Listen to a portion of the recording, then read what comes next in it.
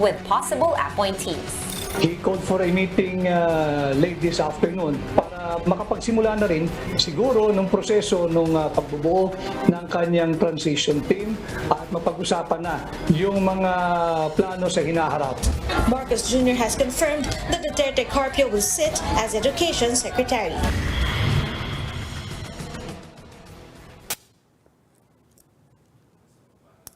Three days after the elections, the presumptive president is preparing his list of officials. Are there cabinet posts even for those who did not win? Meanwhile, the incoming Senate is dominated by allies of Ferdinand Marcos Jr. What will be the priority measures? We discuss in this episode of The Chiefs.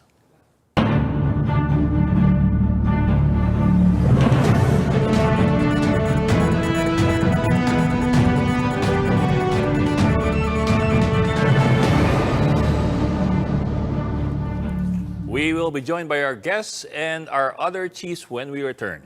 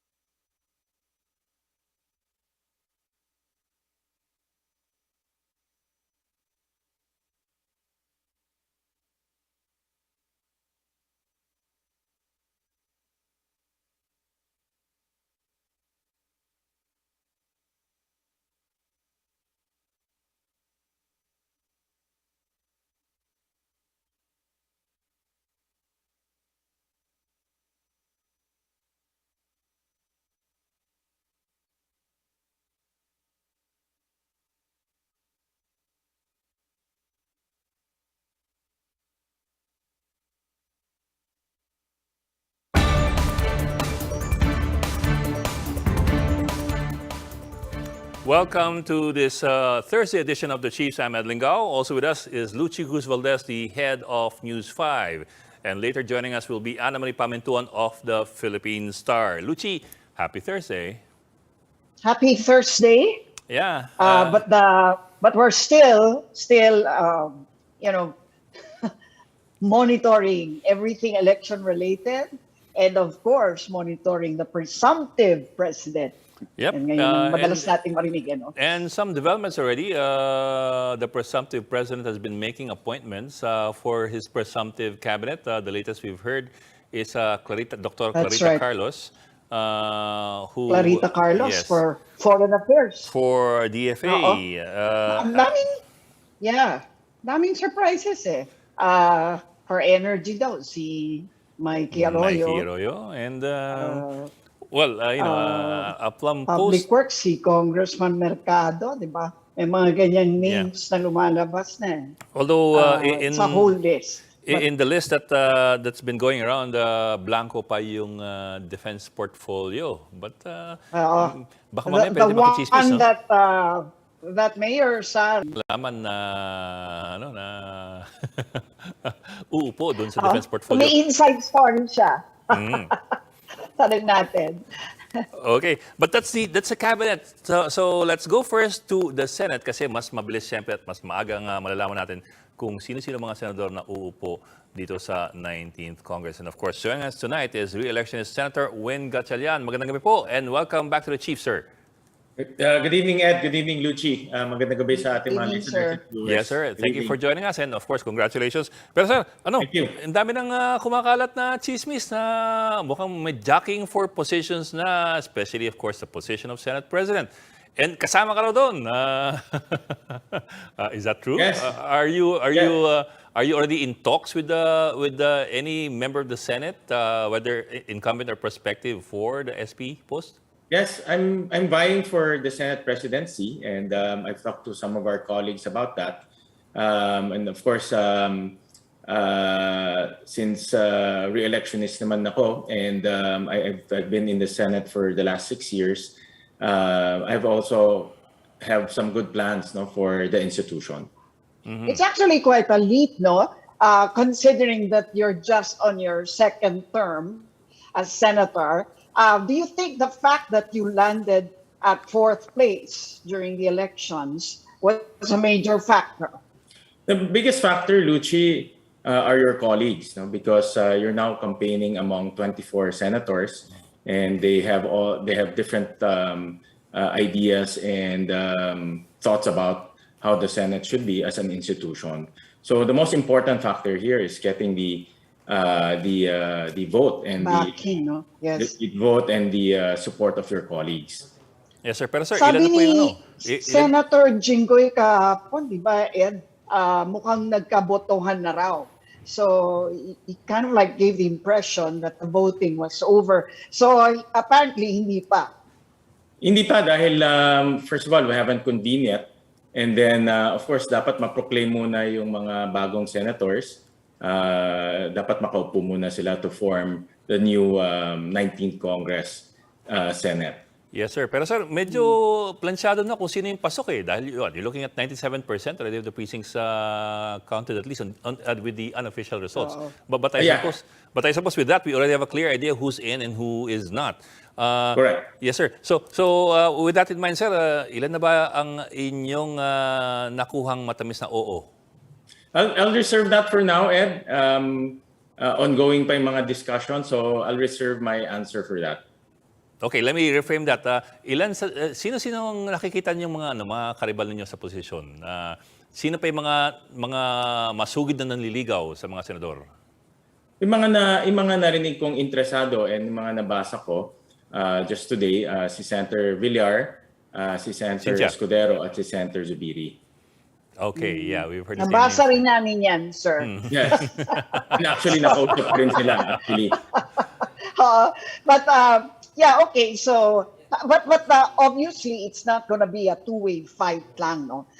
Because for a while there, everybody was kind of speculating that if it's just a two-way fight, all you need is 13 votes. 13. But if it's a four-way fight, actually, medyo madaling makakuha. Well, there's only two. Plurality. Yeah, but there's only two blocks, the majority and the minority. So somehow dapat mag-usap yung majority block so that they will get the most number of senators. The idea there is you have a lot of the senators in the majority block, so you can approve legislation as quick as possible. So traditionally, the intention is to get as many people in the majority block. Yes, sir. Sir, But then, go ahead, Lucy. Ed. Okay. Well, Go sir, ahead, Ed. in Congress kasi, if I remember correctly, at least in the lower chamber, the rule was that kung sinong hindi manalo sa speakership fight, siya ang mapupunta sa minority. Siya maging minority leader. Tama. It's the same rule here in the Senate. So kung for example you're not your colleagues did not vote for you for the majority bloc, you'll go to the minority bloc. But of course, the majority leadership would want to get as many colleagues in their on their side so that you get legislation passed as quick as possible. Yes, sir. Well, sir, I have a question about that. And I think it's a question that's been raised over and over again in the last few Congresses. Isn't that unusual or awkward that, we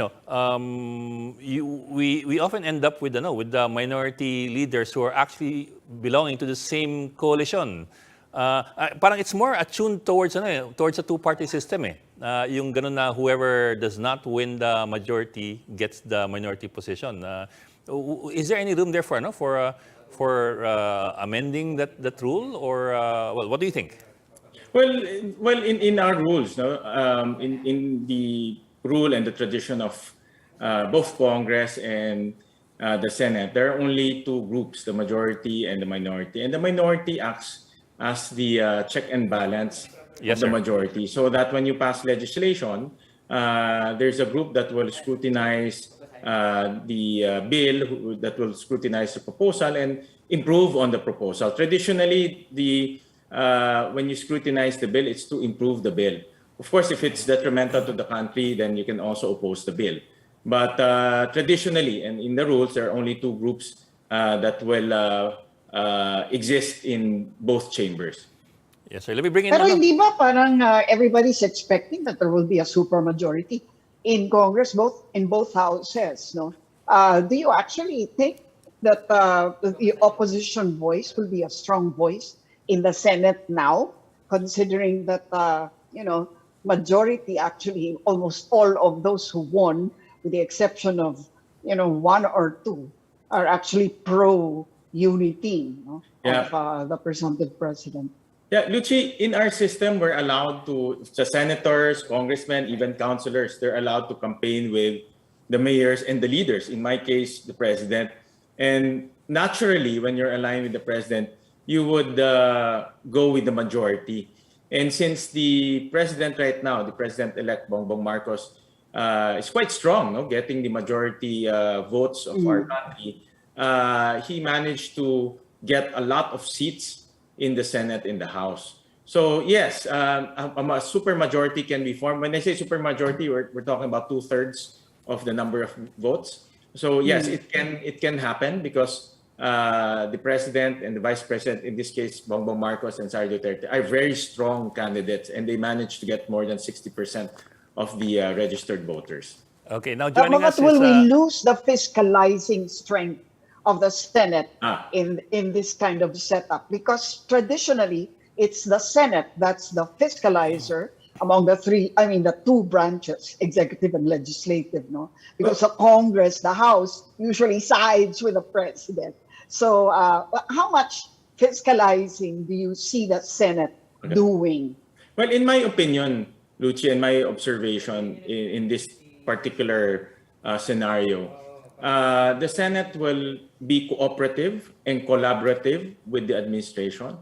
But on certain issues, especially issues that can be detrimental to the country, for example, a law can be detrimental or can have adverse effects to our society, then there'll be a collaborative effort to discuss about that bill. What's good about a cooperative and collaborative Senate is we minimize or eliminate politics, because politics can play in the discussion of issues. We need to focus on the issue, and take out politics. But if you have a supermajority or a cooperative or collaborative Senate, then you talk about the issues and you work on the issues, find a common ground on the issues. and joining us now is Ana Marie Pamintuan of the Philippine Star. Ami. Good evening, Hi, Senator. Ami. Good evening, Senator. evening, Ami. Congratulations. Thank you. Kung kayo po ang mananalo as Senate President, anong mga priorities ninyo kung sakasakali? Well, first one will be focusing on sustaining the economy. There's a lot of good news today. Our economy grew by 8.1% in the first quarter of the year, and despite the Omicron virus, that means our economy is on its way up. But we need to sustain it. We need to make sure that the laws that were enacted during the last Congress, for example, Public Services Act, the CREATE, the Foreign Investment Act, all of these should be implemented properly. So we sustain it with foreign investments. Admittedly, foreign investments were actually at the downwards last year, but I believe that these laws can push foreign investments up and help sustain our economic growth. So we know there's also campaigning. No? It's the Senate presidency. Alam namin meron ding mga campaigning going on. Ano yung main argument niyo? Why should your colleagues pick Ms. Senator Gatchalian as Senate President? Well, first of all, my experience, I've been a senator during the 17th and 18th Congress. And I've worked with a lot of our colleagues. I know them, and they know me as a collaborative and a senator who is focused on the work and focused on the issues. So I bring to the table experience and also relationship with the senators. But your main rival also has experience and medyo malakas nga yan. I think you acknowledge that she also has her strengths. Ano Yeah. what's your main selling point compared to the competition? Well, definitely, all of us have strong points, and I admit that the other senators are very good senators, and they've been they've been very productive in the Senate. I think what I can also bring to the table are my experience in pushing important legislation in education and also in energy.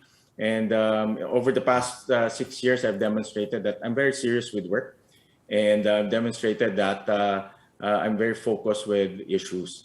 So I admit, a lot of the senators are also quite experienced with their own field. But in my particular case, I've demonstrated that I can deliver important legislation, especially to help the new administration. One of the sticky issues now actually is the question of whether education should undergo an overhaul, especially in the area of the teaching of Philippine history. As you know, revisionism has become a hot topic, especially in this particular election, because of the candidacy of the presumptive president. Do you think that Philippine history should play a greater role again in the curriculum of the primary and secondary levels at the very least? There's a lot of talk. I chair the Basic Education Committee, and there's a lot of talk about separating history as a separate subject through legislation. And we have to study that very carefully, because we gave the power of crafting the curriculum to DepEd. DepEd can craft the curriculum. They actually have a committee that looks at the curriculum, because the curriculum should be dynamic. When you legislate a curriculum, it takes time to unfold that curriculum. So it's important that we give that flexibility to DepEd. So to answer your question straight, that power is now with DepEd. And they have to study whether separating history as a subject can improve the knowledge of our students in the subject of history, because right now it's embedded in many subjects. And I think that there's something happened during one of the shows that The brought Majoha, the this Majoha issue up. controversy. Right. The Majoha issue. Yeah, but that is on a one-off scenario. We need to go deeper in and study it scientifically, whether separating it as a subject will improve the knowledge of our students. Well, I guess the question is whether that was a result of the removal of Philippine history as a dedicated subject. No? But it definitely gained a lot of attention over the internet. It went viral. But I think it's inaccurate to make that as the standard of our education. I don't know the background of those kids, but definitely moving forward, we need to implement a scientific method or a deeper study, whether separating history as a subject will improve student knowledge, or just the embedded system right now just putting more emphasis will improve student knowledge. So that needs greater research. Yes, sir. Pero, sir, where do you stand on that particular issue? I know you said that it still has to be looked into, but do Yeah. you have thoughts on it already? Those two choices, whether or not it stays with DepEd as a dynamic choice, or it is legislated by Congress, which might, I'm not saying it will be, but it might become a political issue. I would rather leave it to DepEd because curriculum should be dynamic. For example, information technology is quite dynamic. Subjects like coding is quite dynamic. We should leave it to DepEd to craft the curriculum, to adjust the curriculum, if need be, change the curriculum. We need to respond faster. The legislation takes time, no? And I'm quite averse to legislating a subject. In fact, there are a lot of pieces of legislation right now calling to legislate this subject, that subject. Even, to be honest, even road safety, there's a proposal to make road safety as a subject. But then again, let's leave it to DepEd whether road safety necessitates to be in the curriculum or not. Let them decide because it's a dynamic activity and we need to respond as quick as possible. Sir, Do you think we need to review the way history is being taught, especially our modern history? Yeah, definitely. I mean, in fact, there's a committee in DepEd under the K-12 law that is tasked to review curriculum on a regular basis. That's why one of my advocacies when I was campaigning is to calling for the review of the K-12 system. Unfortunately, and this is the reality, and I've heard this on the ground during the campaign, families are not satisfied with the K-12 system. The added 2 years senior high school became a burden to most of our, or to all of our poor families. So we need to review it. We need to make the added senior high school beneficial to our Filipino families. But it's not like you're going to take away and revert to the old system. No, I'm not. Hindi naman ganon. Yeah. Okay. Yeah. I'm not inclined to do that also. It's too messy to go back to the 10-year system. And the whole world is now K-12, no? So we're actually regressing if we do that. Just fix it. Just make it worthwhile for our Filipino families. yes, sir. Sir, of course, you're familiar with the UNESCO, UNICEF, World Bank study released, I think, January or February, showing that, 1 out of every 10 Pinoy kids lang ang kayang makapagbasa ng simpleng teksto. That's the Learning Poverty Index. No? Yes, sir. And 90% of our 10-year-olds cannot read or comprehend what they are reading. This is actually the biggest challenge. And in fact, I've mentioned this to the incoming Secretary of Education, Vice President Sara Duterte, that this is actually should be the first day one activity to teach children how to read. Children cannot move to the next grade or improve their capacity to learn if they cannot read. So I suggested that on her day one, is to look at reading, emphasize on reading, pour a lot of money in improving the reading and comprehension of our students. In the next 6 years, we have to lower that 90% to 0. And I believe that if we can teach, if we improve the reading capabilities of our students, we will improve eventually all the different subject matters and all the different competencies. Yes, sir. Sir, as a matter of target, sir, Actually, of course, hindi I lang think reading, no? Pati we all agree with math that. and science, no? Actually, As that's you know, true. the scores, no? And then the really challenging part is that we're coming out of a pandemic. We're now about to relaunch face-to-face education with the pandemic still with us. Yes. And we're just now dealing with whatever regressed education that the kids have had because of the pandemic. How do you intend to address that now moving forward? Because it is a great need, no? A dire one. That's a great question, Luchi. In fact, just to share with you my experience in the last 90 days, all of the rallies, there's no social distancing. people are not wearing masks anymore. No one's doing the fist bump anymore because people would rather shake your hands or hug you or touch you. It's very difficult to control. But what I've observed is walang super spreader event. There's no spreading of virus. And my conclusion, I'm not a doctor or an expert, but my layman observation and conclusion is the vaccines are working. So we need to push the vaccines as far as possible. And we have to give credit to the vaccines and government buying the vaccines on a timely manner because right now we have campaigned safely without spreading the virus, and that's actually a learning something for us to learn and transfer to education. My thoughts on face-to-face classes is we need to learn how to learn with the virus, meaning allow students to go back to school face-to-face on a safe manner because the virus will not go away. The virus will never become zero in the next probably 1 year. But we need our students to go back to school. They need to go back to face-to-face learning. We just have to adjust and learn that the virus will be there, but we will be adjust while it's there. Well, the campaign is over. What are your takeaways? I mean, there were a lot of changes in the way the campaign has been carried out. What are you see as a long-term and permanent changes in the way you conduct political campaigns?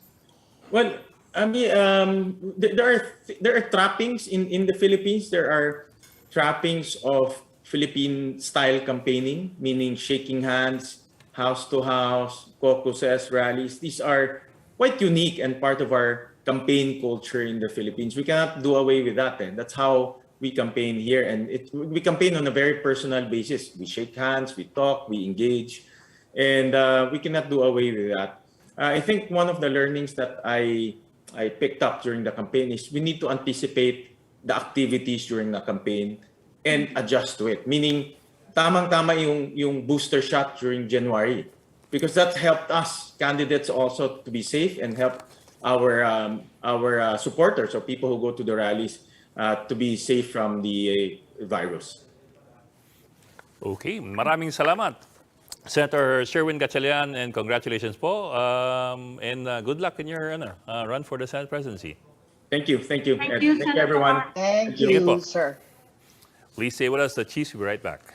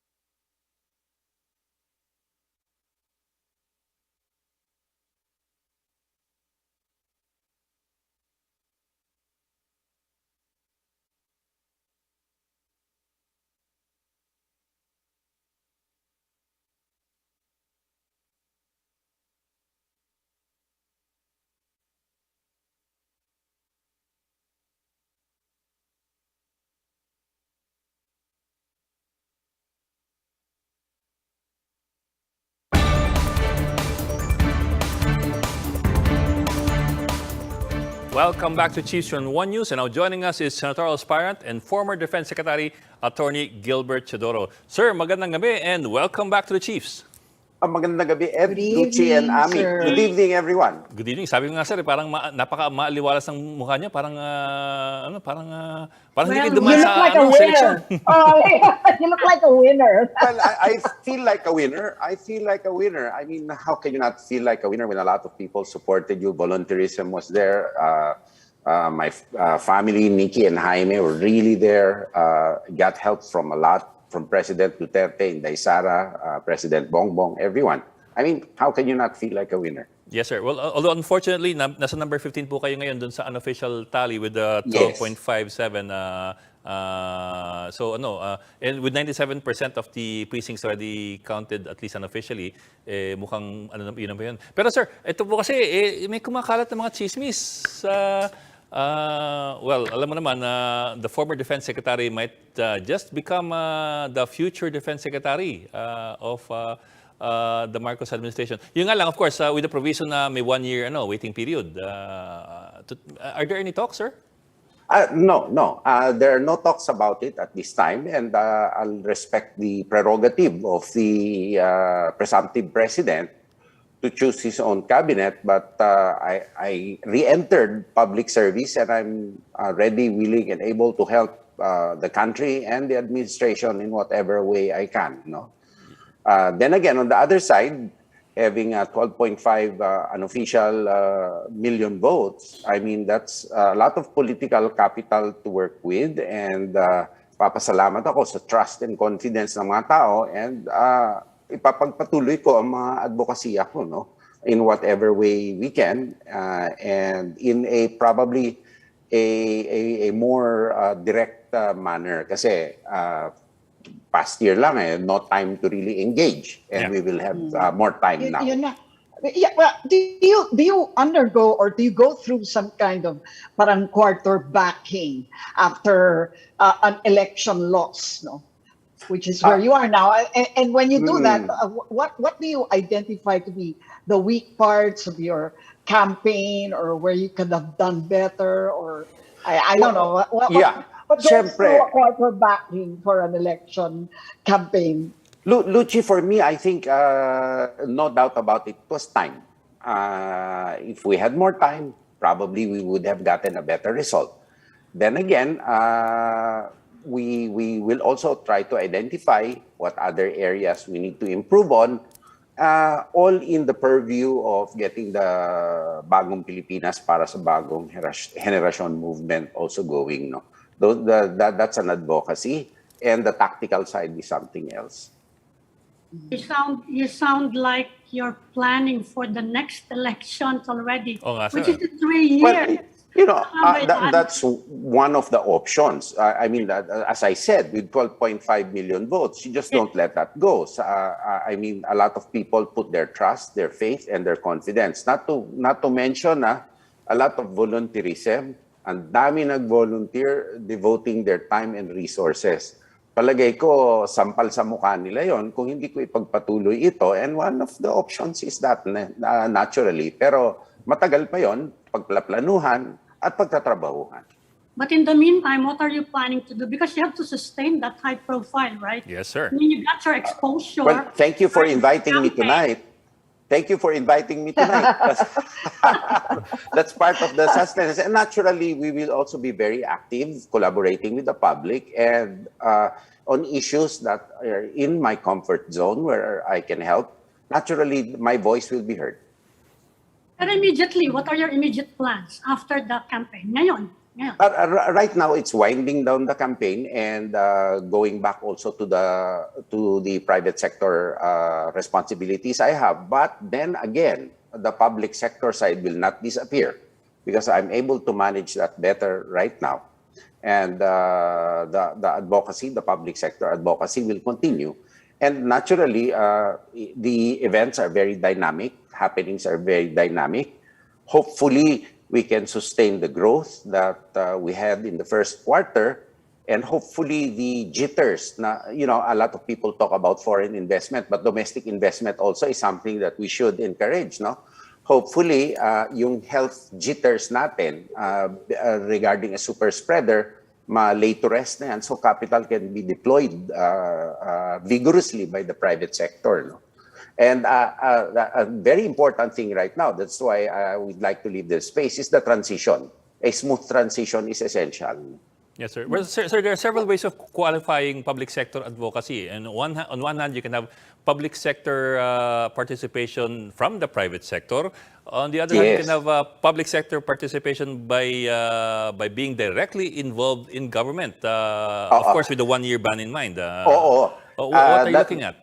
Sa ngayon, of course, it is public sector advocacy within the private sector because it's moot and academic, right? The one-year ban.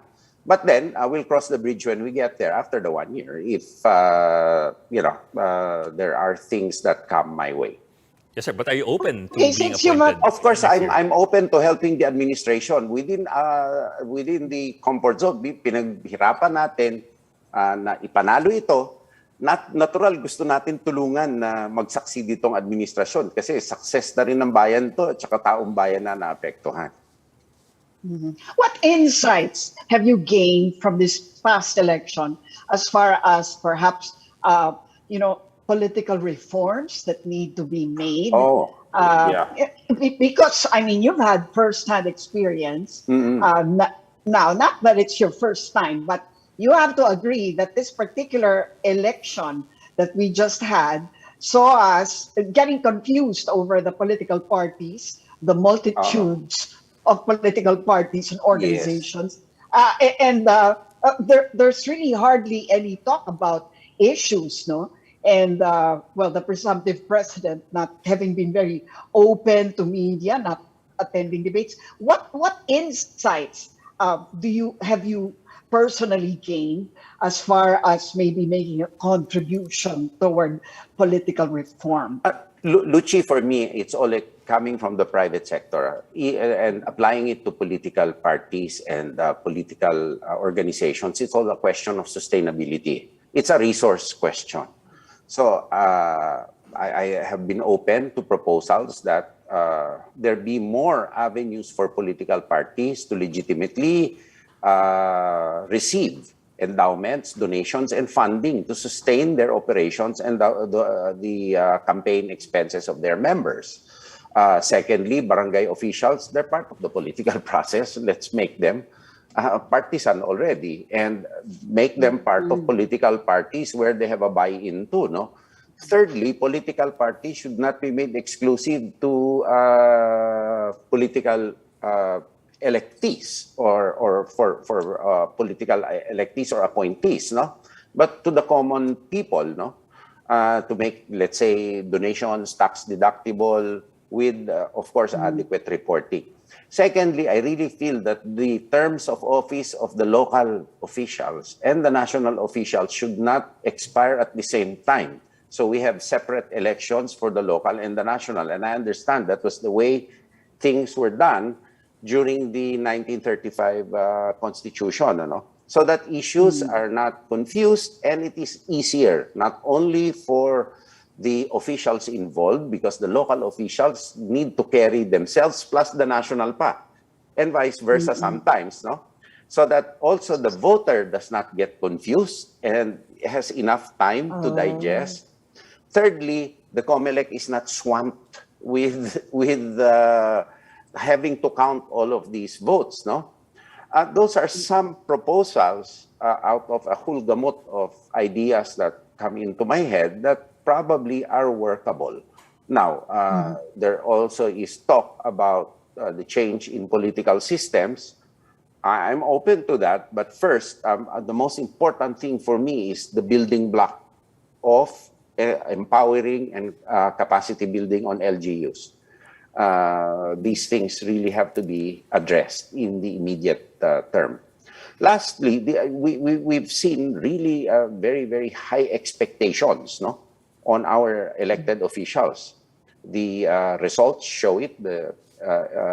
So I hope that the incoming administration can manage these expectations accordingly, no, because frustrations are we can get easily frustrated. And so I hope that the expectations are managed and the expectations, the performance indicators ab initio are set clearly so that there are no failed expectations. Your In public, other, yeah, go ahead. yeah, your, Go your ahead. public sector advocacy, what will be your main focus? Is there any particular field that you want to focus on? For me, the core of all of this, that's why we call it the public sector, is really the political system. We have talked about the elective part of the political system, but we also need to focus on organizational development on the bureaucratic side. Yun nakakalimutan palagi, no? For example, in my home turf before, the Department of National Defense, how can you manage a stakeholder base of 400 to 500,000 people with only 400 regular employees in the department proper? Cannot be. And we find when going around some government agencies, you submit your requests via email, they're using Yahoo emails, and not their own servers.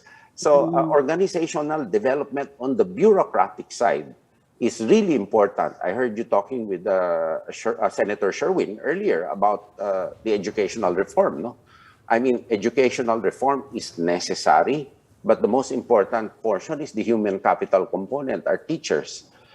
You'll have to slowly integrate their skills upgrade without adding burdens to them. No, the educational system as well as the civil service system is too, for me, highly degree conscious with master's degrees and PhDs left and right, where the fundamental thing that we need to remember is the skills that they possess and the ability to impart these to students.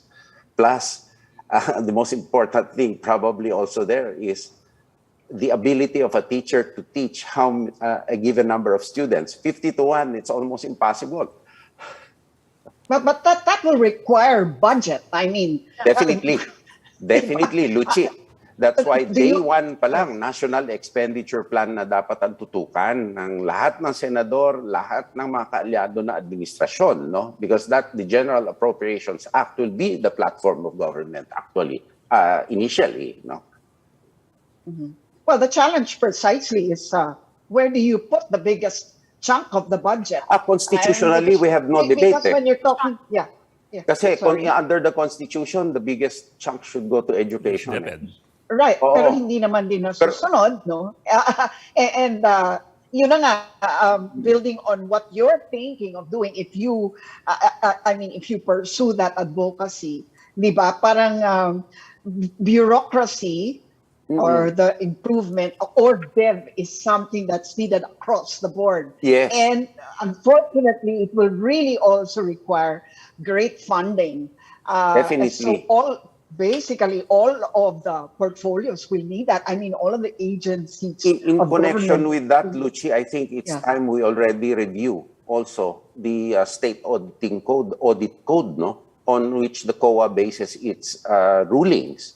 I think it's time we review it and keep it up to date with the latest practices of ease of doing business. No, even the government should do that. Secondly, we already have to also take a second look at the ethics law and the Anti-Graft and Corrupt Practices Act because it sometimes goes too far with Monday morning quarterbacking and it also discourages volunteerism. For example, you accept a cabinet post. You have to divest everything. You can put it in your assets in a blind trust, but unfortunately, the National Internal Revenue Code taxes trusts as a corporation. So you get hit. Secondly, assuming there's a private-public commission just to study something, a business executive will never accept that because then that business executive who has the experience theoretically will be considered a public officer. And we'll have to file the SALN, we'll be Right. subject to all these restrictions. So I think we should I suggest to our Senate winners to take a second look on the law to encourage volunteerism in government and greater synergy between the private and the public sector. Yes, sir. But sir, at the same time, kasi it's always kasi a balancing act, di ba? Oo. Of course, you have ethics issues. At the same time, you also want to make sure that nobody abuses powers in government. How do you strike that balance? I understand what you're saying. Now we're having some problems getting the best and the brightest, even for temporary appointments in government. But at the same time, din kasi you also want to stamp out corruption, which has been such a humongous problem all these years. Oh. You know, there are integrity development systems and transparency. That's the most important, really, thing. No, even though you have business executives giving advice to the government, if the actions are transparent, if there are fairness opinions, there are third-party valuations, there and other integrity ensuring mechanisms, which are acceptable to COA, by the way. Yes, sir. Yes, So, sir. I think we can't eradicate. We can minimize the regulatory capture, so to say, no, in government. Because, for example, Ed, probably within your alley also, we see the long-term contracts between defense suppliers and governments Yes, sir. abroad, no? Because the defense products also undergo a continuous system of improvement, which needs continuous and long-term synergy between the supplier and the end user. Yes, sir. Even our budget ceilings, let's say we have allocated X quantity of squad automatic weapons. We give one tranche, but we will have to bid out the second tranche again. We stand the chance of not having uniform equipment because of the inability to have long-term contracts between suppliers and us, the end user. So balance talaga. I agree with you. It's balance, and that's where your judgment comes into play. Yes, sir. Attorney, you mentioned the winners in the Senate race. Looking at at least the top 6, what can you say about the voter preferences in these elections? Well, they really have their personal choices and they have messages which resonate with them. But with the top 6, there's hidden wisdom in each and every one of them. I know them personally, and hidden or overt wisdom, as the case may be. Now, you know, people have their opinions and their voices. We must respect it and work with these winners in order to make to work with them, to advocate with them, so they become our champions. Do you see any common theme, at least, in the choices? Any? Well, I see one strand that they rejected the post-EDSA narrative, no? That is a common strand, and the common strand too is the ability to work with the incoming administration. Right. Okay. Ay, sir, teka. May Oh, yeah, ako. yeah, Sir, yeah. yes, sir. Sir, I'd like to ask about something in particular. Kasi, di ba, for the longest time, we've been wanting to professionalize the AFP, the Armed Services. Yes, sir. And well, you've been very consistent about that. But let me also ask you about this. Kasi in the last few years, we've also noticed as well. Well, I don't know how you feel about this, but we also noticed as well na ang daming mga officers and enlisted personnel in full uniform on duty doing political gestures, hand gestures. I think you know what I mean, ba? Which is not allowed in other countries because here you're wearing the uniform, you're not supposed to be declaring a political side. Yes. I'm wondering what you think about this. Well, number one, talagang bawal yan, and the commander should really ensure that the preferences of our men, women, and non-uniform personnel, are kept personal and not as a public advocacy, partisanship. Secondly, also, I also had to suggest to some commanders in not only the political gesturing, I never suggested that kasi wala pa akong nakita personally, But then again, bawal talaga yan. And sayang naman kasi ang taas ng trust rating na ating armed forces. So Yes, sir. Kaya nga, sir. They have to keep it that way. Yes, sir. Pero meron din akong napuna, yung religious symbols in certain areas, dapat wag nila display. I think I know what you mean. Alam mo na, di ba? Pero sir, paano nga ba yun? How do you strike that, specifically in religious symbols? How do you strike that balance? Kasi, when soldiers go out to the battlefield, they go out only with God on their I don't know. Ay, itago na lang nila. Hindi, itago nila kasi hindi naman, yung ayaw natin, yung overt display, no? Of religious symbols in a contextual setting, no? Depende rin naman sa context, no? Of course, meron naman tayong mga ecclesiastical chapels. Of course, we can display them there. Yes, sir. Pero kung tactically pupunta ka sa isang area na alam mo nang ganito ang paniniwala, tapos magdi-display tayo ng religious symbols na iba, hindi dapat. Yes, sir. Lalo na pag pinost sa Facebook. Actually, yung problema kasi yung pagpo-post sa social media eh. Yes, sir. I hope that the armed forces hierarchy would have a policy on posting items, posts on Facebook while a person is on duty and wearing the uniform. Yes, sir. Well, to be specific about it, kasi baka the other people are not familiar with what we're talking about. For example, sir, yung may nakapulupot na rosaryo doon sa harness, sa load-bearing gear ng mga sundalo. That's pretty common, di ba? Sa akin yun nandun sa aeroplano. Well, Sa aeroplano. Hindi, maganda naman kung meron, kasi SOP kinagisnan na, pero very, pag pinost sa social media, maging extra aware ang ating mga sundalo. Kasi pagkatandaan nila, napakataas ng trust rating nila. Yan ay napakalaking asset. Goodwill yan eh. Pangalagaan natin. Okay. Well, maraming salamat. I don't know how to refer to you, sir. Attorney or former senator? Former defense secretary pala. Former defense secretary Gilbert Chodoro or future defense secretary. Thank Sige, sir. you. Ingat po. Maraming salamat. Thank you, sir. Thank you for the opportunity and good evening. Good evening po. Kita-kits. Kita-kits. Thank you, sir. Kita-kits. Thank you. That'll be all for this edition of The Chiefs. We hope what is discussed here will keep the conversation going. Before we go, a reminder to our viewers, mask on, wash hands, and stay safe, Philippines. I'm Edlin Gao.